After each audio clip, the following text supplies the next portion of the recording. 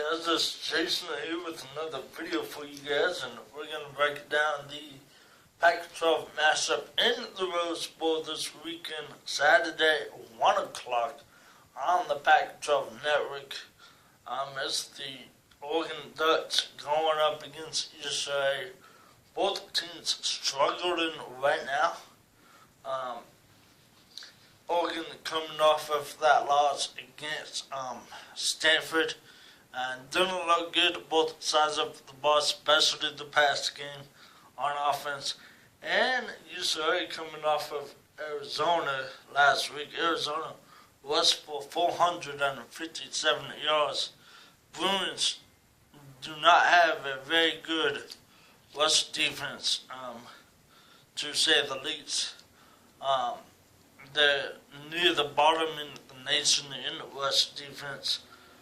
They give up 313 yards rushing. So that's a good sign for Oregon's offense if they want to run at the ball and whatnot. But we'll talk about that more later. Oregon coming into this game 4-3, 1-3 in the conference.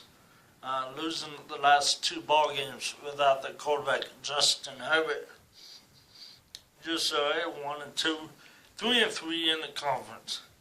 UCLA, we all know, they're led by Josh Rosen, the junior quarterback.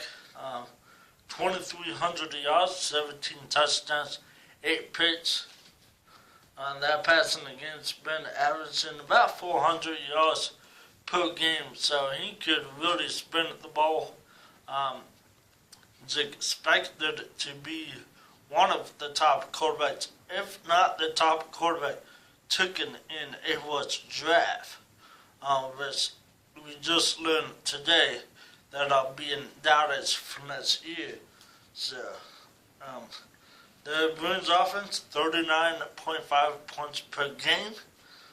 Oregon's offense, 37.9 per game on the year, but the 11 quarters without Justin Herbert, only 45 points, and 7 of those 11 quarters, Oregon has held its quarters.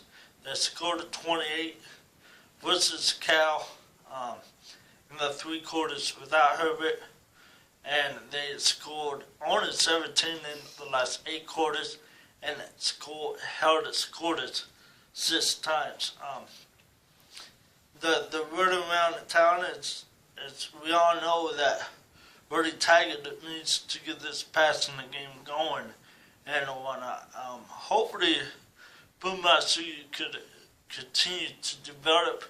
We saw 27 pass attempts against Washington State, only 8 last week. So I want Beaumont to be up between 25 attempts to 30 attempts. I don't know how much he's going to complete, but as long as he doesn't turn over the ball, I'll be happy with that.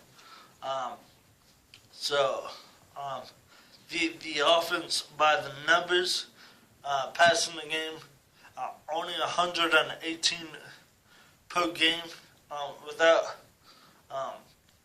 Justin Herbert, and 277 passing yards against the Cougars.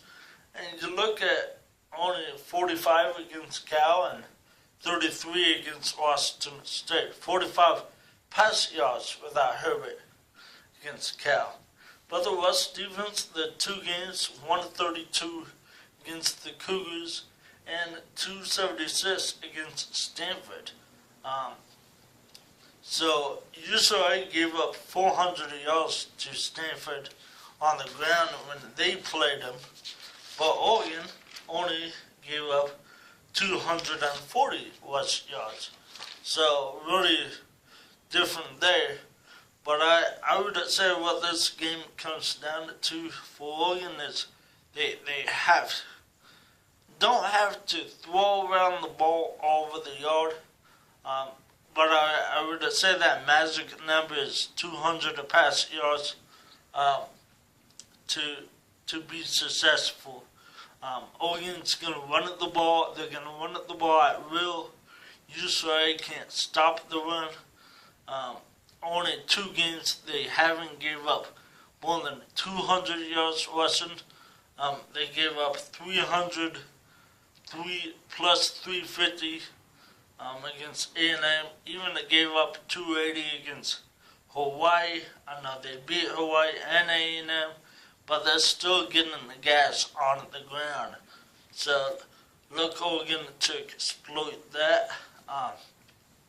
For Oregon's defense on the defensive side, keep up on the third downs. Be amazing on the third downs.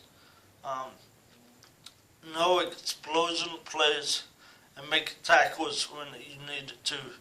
And see if you could make Rosen turn over the ball a couple times. If you do that, you'd be successful.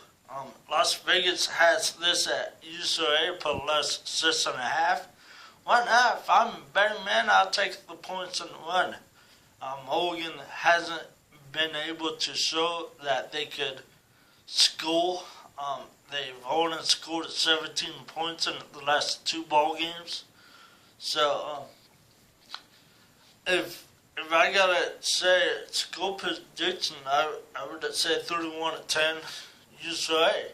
If Oregon can't get it going, but if Oregon can't get it going, I think 31-17 Oregon. So it's going to be really interesting.